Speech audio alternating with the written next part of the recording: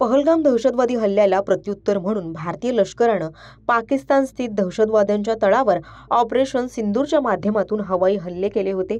यामध्ये दहशतवाद्यांचे 9 तळ उद्ध्वस्त करण्यात आले आहेत। भारतीय लष्कराच्या कारवाईनंतर गुरुवारी रात्री जम्मूच्या सतवारी, सांबा, आरएसपुरा आणि अर्निया शहरांवर पाकिस्तानकडून 8 क्षेपणास्त्र डागण्यात आल्याची माहिती समोर आली आहे। या सर्व क्षेपणास्त्रांना भारताच्या हवाई संरक्षण यंत्रणेनं निकामी केलं।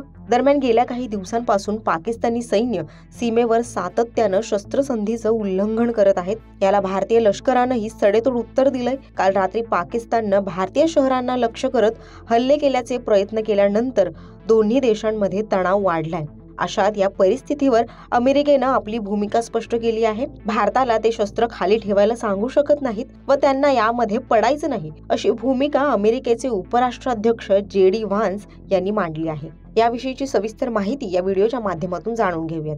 नमस्कार, आपण पाहत आहात लोकसत्ता लाईव्ह। भारताच्या ऑपरेशन सिंदूर बाबत फॉक्स न्यूजला दिलेल्या मुलाखतीत अमेरिकेचे उपराष्ट्राध्यक्ष JD व्हान्स म्हणाले, आपण लोकांना केवळ तणाव कमी करण्यास प्रोत्साहित करण्याचा प्रयत्न करू शकतो, परंतु आपण अशा युद्धात अडकणार नाही जे मुळात आपलं काम नाही आणि त्यावर नियंत्रण ठेवण्याचा अमेरिकेचा काहीही संबंध नाही। पुढे ते असंही म्हणाले की तुम्हाला माहितीये की अमेरिका भारताला शस्त्र खाली ठेवण्यास सांगू शकत नाही, आपण पाकिस्तानलाही शस्त्र खाली ठेवण्यास सांगू शकत नाही आणि म्हणून आम्ही राजनैतिक माध्यमांद्वारे या गोष्टीचा पाठपुरावा करत राहणार आहोत। आशा अशी आहे की या व्यापक प्रादेशिक युद्धाचं आण्विक संघर्षणात रूपांतर होणार नाही। आम्हाला या गोष्टींबद्दल काळजी आहे। जर असं घडलं तर ते विनाशकारी होईल, परंतु सध्या आम्हाला वाटत नाही की असं काही घडेल। दरम्यान काल अमेरिकेचे राष्ट्राध्यक्ष डोनाल्ड ट्रम्प यांनीही भारत आणि पाकिस्तान यांच्यातील तणावाबाबत त्यांची भूमिका स्पष्ट केली होती। ते म्हणाले होते की त्यांना भारत आणि पाकिस्तान या दोन्ही देशात काय सुरू आहे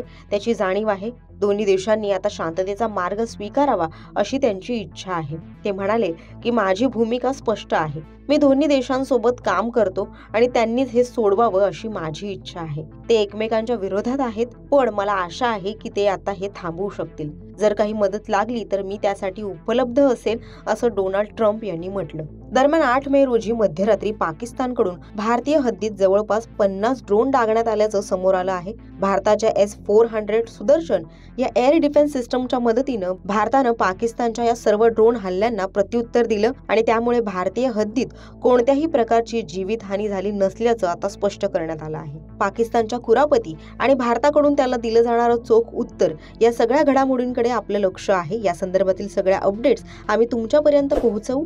त्यासाठी लोकसत्ताच्या YouTube चॅनलला सबस्क्राईब करा आणि पाहत राहा लोकसत्ता लाईव्ह।